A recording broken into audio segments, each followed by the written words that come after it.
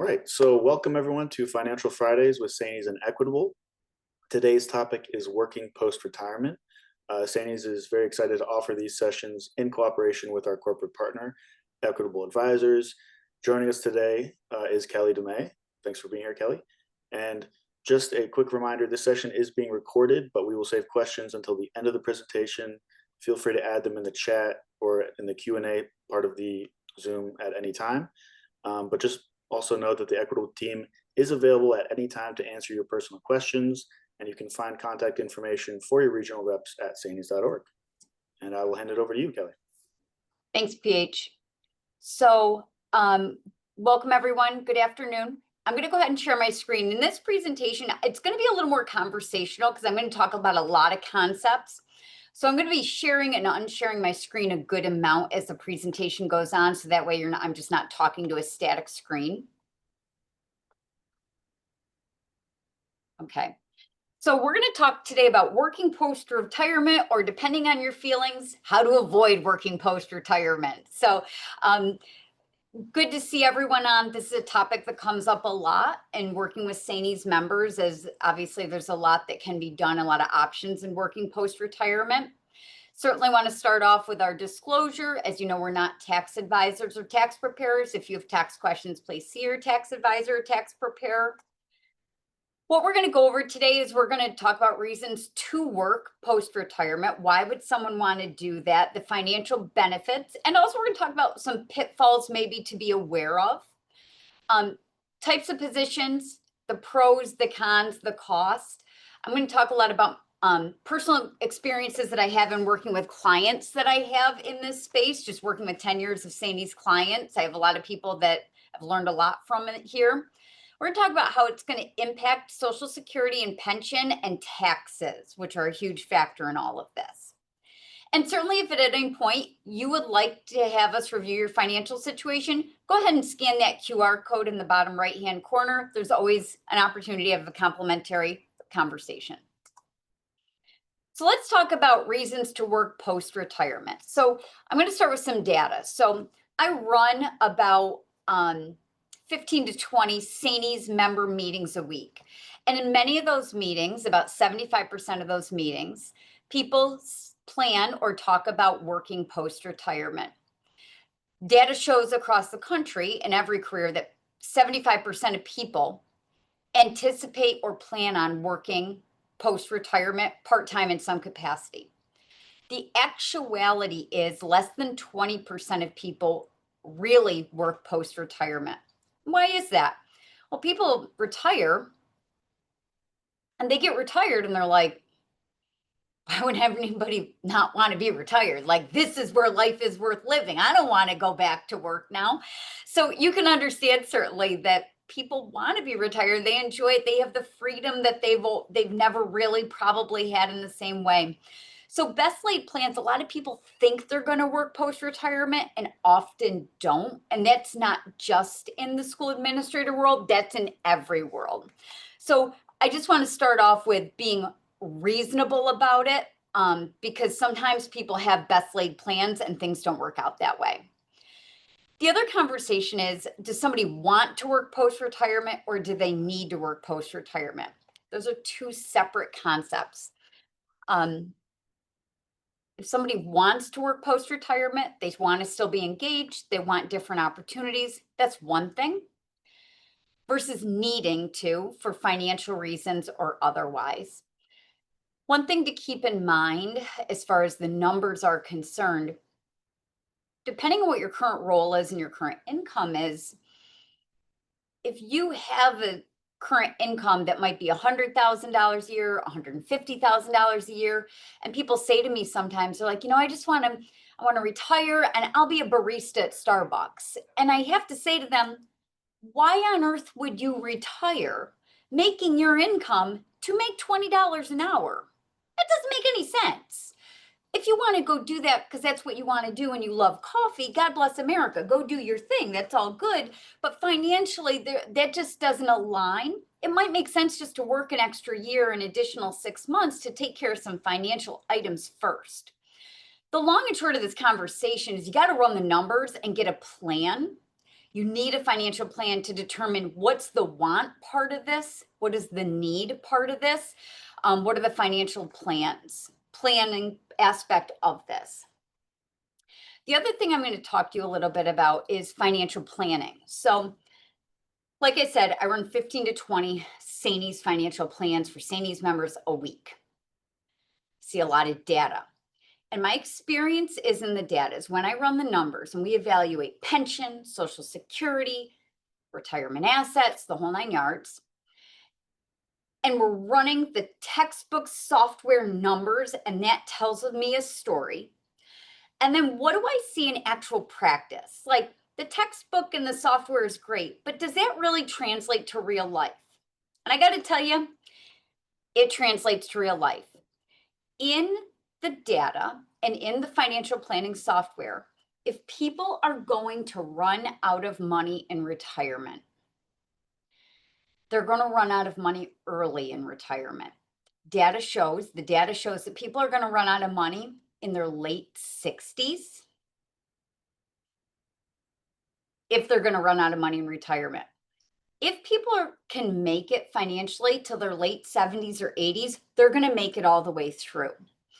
One of the things that kills financial plans and financial planning is taking big early distributions in retirement. So I want you to think of it like this. Somebody retires at 55 as a tier 4 member with their 30 years of service. And they think, you know what? I want to pay off that mortgage. The balance is about 50 grand. I just don't want that bill anymore. I want that to be done, which there is some logic there. But you're taking a big chunk of a retirement plan distribution or some type of account distribution early on in retirement. And then what happens? Well, somebody gets married, maybe there's a grandchild, there's a trip in there. And long story short, all of a sudden somebody has spent 30%, 40% of their retirement assets. They will never get back to where they were. Never, ever. Data shows that person runs out of money in their late 60s. In practice, that person runs out of money in their late 60s. So in your mind, if you're thinking, I'm thinking I'll take some retirement plan distributions, you can do that. There is a way to do that, to be mindful and manage it, but you've got to be really careful of taking money out in those early years, because I've run no less than 10,000 financial plans in my career, and I've worked with a lot of clients. And without question, the data and the practice is aligned. If people are going to run out of money, it's not at age 80. And people say to me, they're like, I won't care when I'm 80. It's like, oh, you're not going to run out of money at 80. You'll have a problem long before 80. So you might not care at 80, but you'll care a lot when you're 68. So just food for thought. This post-retirement working conversation plays into this, I think, pretty heavily, because depending on what your goals are, what your cash flow looks like, and what your debt is, it can all factor into the discussion. That was a lot. I know I just unpacked a lot there. I hope nobody's too scared to retire after I unpacked all that. Okay, so what are commonly held post-retirement positions? Interim work. This is the most popular, especially nowadays with the cap being lifted on income for New York State. Now, interim work is a great gig. You want to talk about financially, where is life worth living? It is in interim work. It is very hard for me to combat people retiring and then going back and doing interim work in the sense of it not making sense. It almost always makes sense, financially speaking. This week, I met with someone who said, Kelly, I've got 30 years of service in. I'm eligible to retire, but my spouse still needs to work a few more years.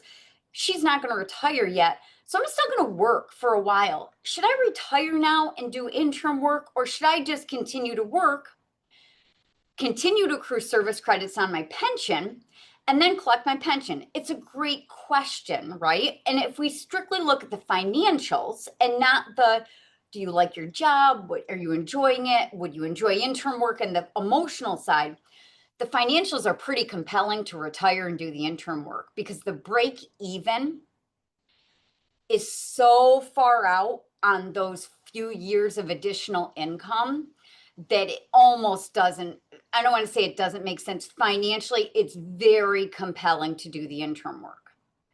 Now, here's the challenge I find with interim work. Met with another client of mine this week, retired Sainies member. And she said to me, she said, Kelly, they called me back to do my old job for a very short, 3-week interim period. And she said, I had to quit 2 days in. I said, God, that's not like you. I said, what happened? She said, I literally got 2 days in and I was staying until 7 o'clock at night. I was scrubbing classroom desks. I was calling. And she's like, I got in there and I couldn't control my crazy. I went in and I took over and I was the leader that I had retired from, who was the best of me, but that wasn't my job as the interim. My job was to come in and just keep things running on this track. And so what I find is that people sometimes struggle because they've been the mover and the shaker and the changer for so long as part of their career. And that's usually not the objective of the interim work. Actually, it's the exact opposite of the objective of the interim work. The interim work's goal is to not do any of that. It's just to keep the peace and to keep the safety of the staff and those kids to get to the next lamppost, if you will, of that race, right? So, interim work financially, highly compelling story, especially right now. The numbers on it are extremely attractive. Is it going to be a fit? Not for everyone. Mm.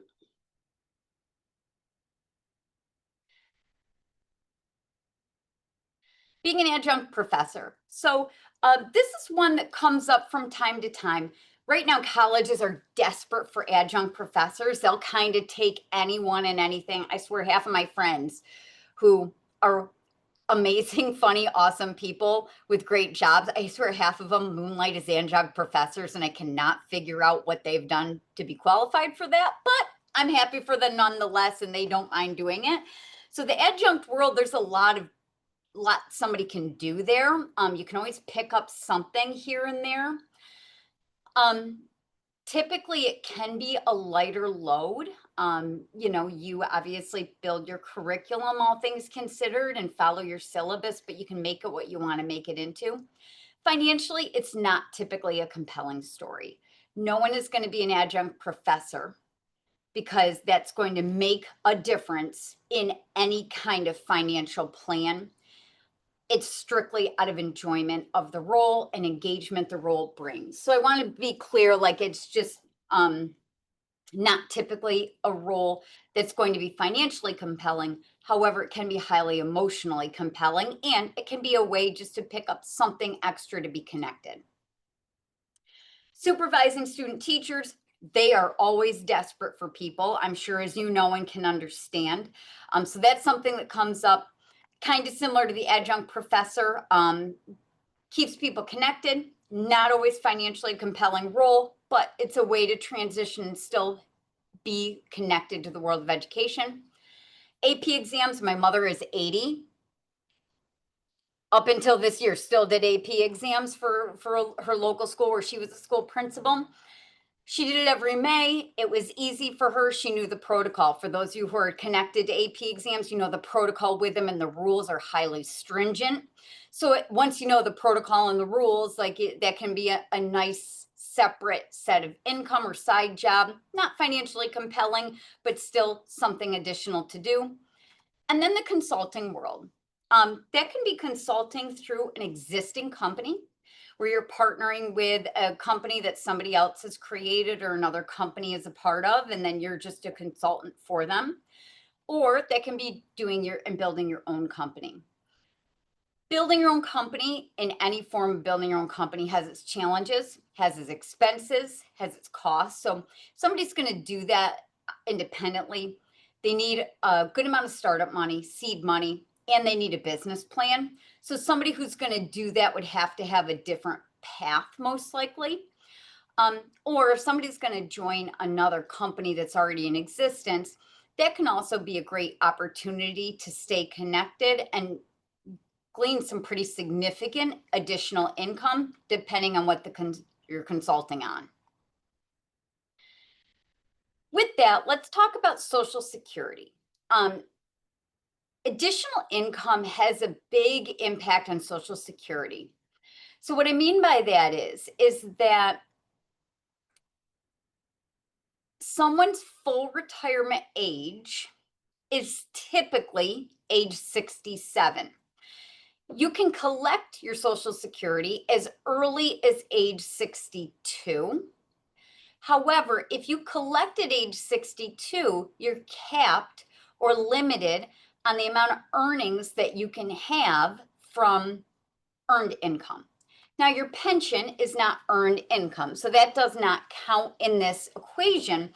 But if you're collecting Social Security earlier than age 67,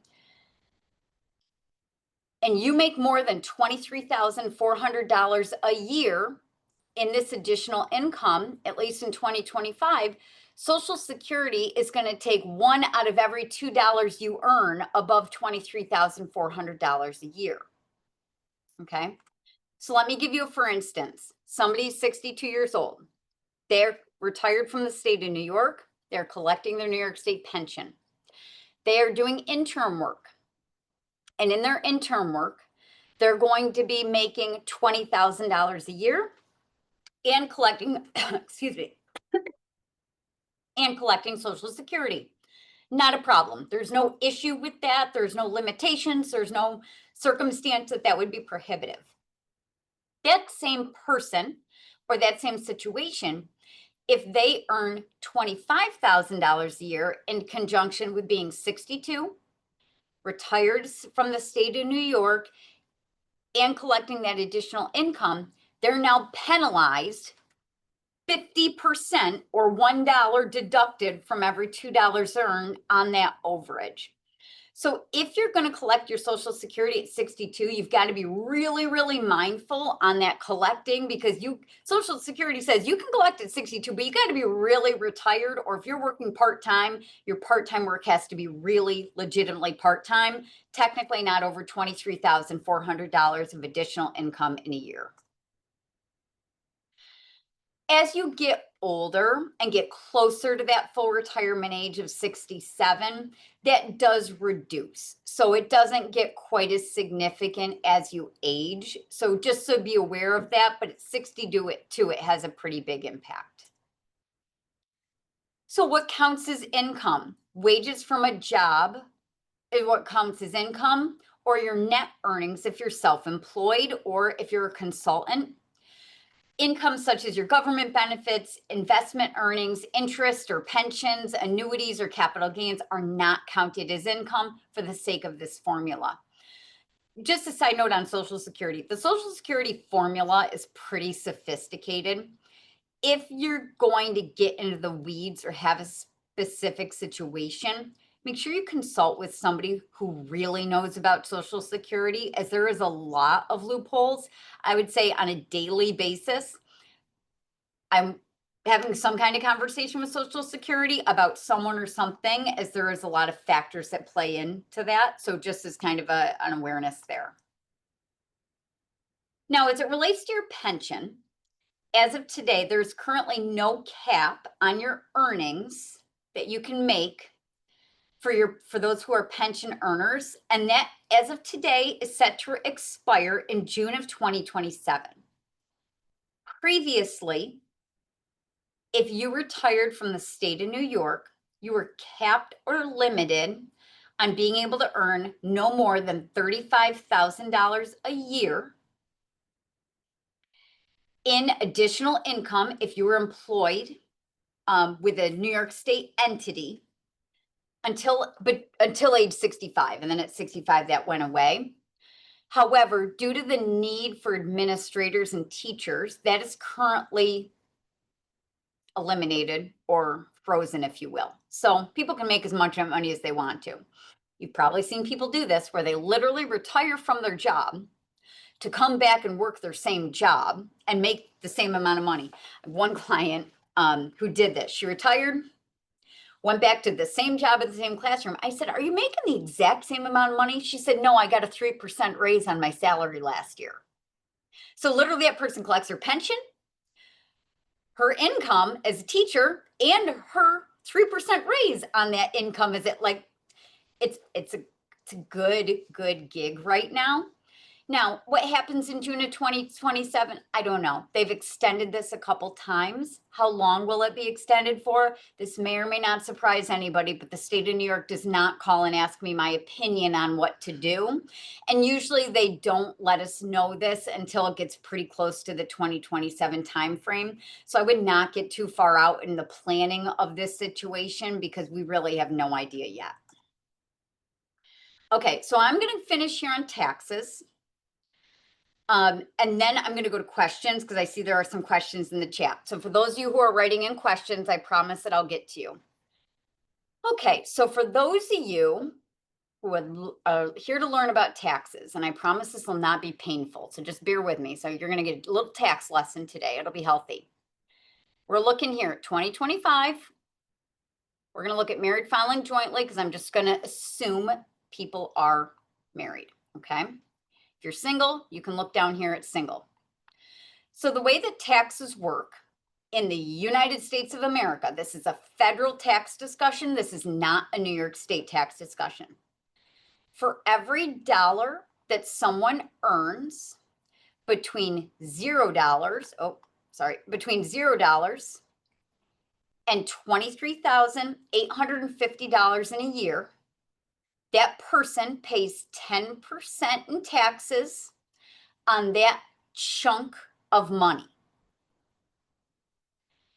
For every dollar earned between $23,850 and $96,950, someone pays 12% in taxes on that chunk of money.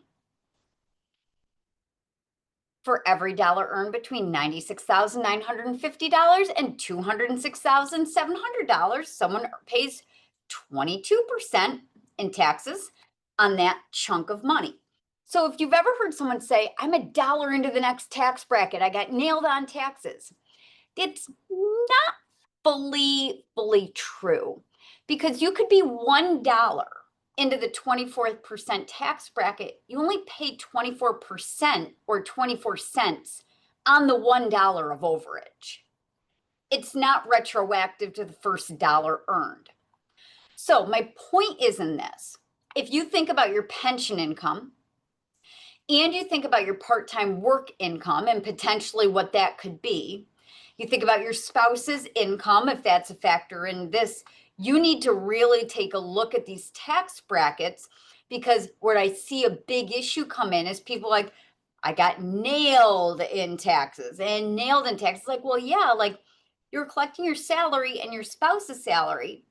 Now you're collecting your salary, their salary, and potentially another pension on top of that. Like, could be an extra, like legitimately $100,000 a year of income.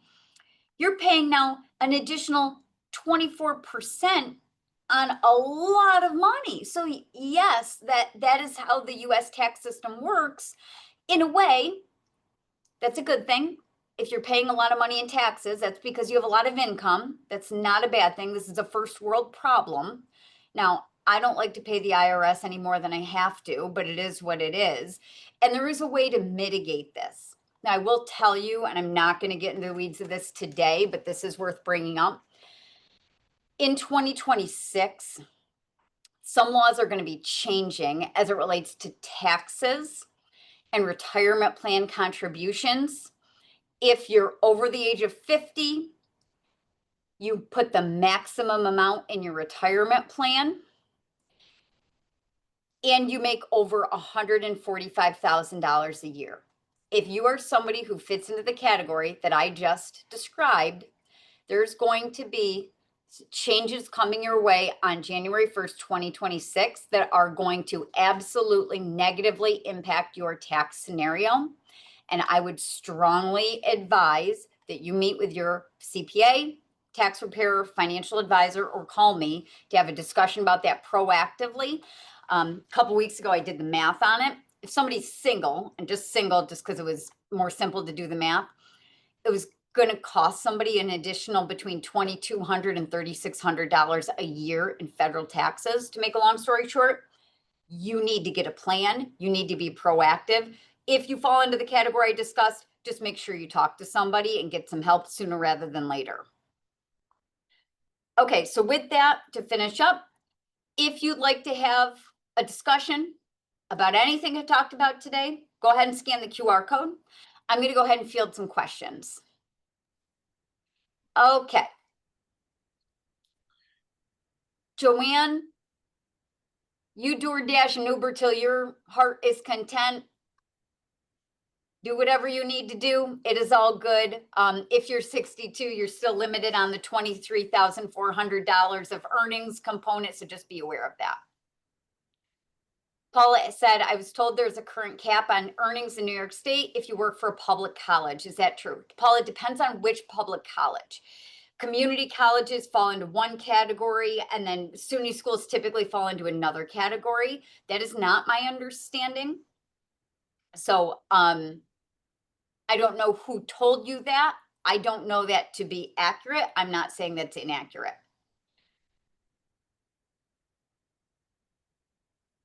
Monica, I'm not certain I fully understand your question. Joanne said, if you're over 50 and you make over $145,000 a year and you max out your retirement accounts, this scenario will apply to you. So that is correct. That is where that is going to be some change. Tax paid you brought. Yeah. Okay, so what the next question that Christian is asking is Christian saying, what is this number? So Christian, what that number is, I'm going to try and make my line a little less fat.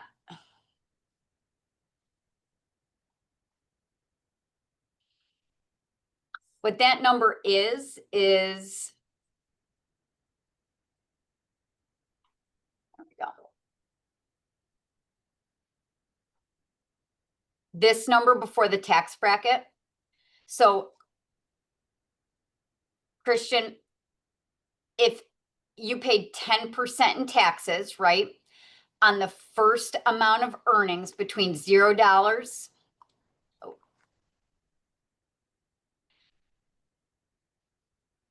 between $0 and $23,850 a year, that would be $2,385 in taxes. That's 10% of that number. And then you're adding that in addition to the 12% that now you're paying on the next chunk of taxable dollars. So that's the number before, is that it's taking the number prior and adding that up. My next question is New York State pension, how it's taxed. So your New York State pension is fully federally taxable. It is not subject to New York State tax.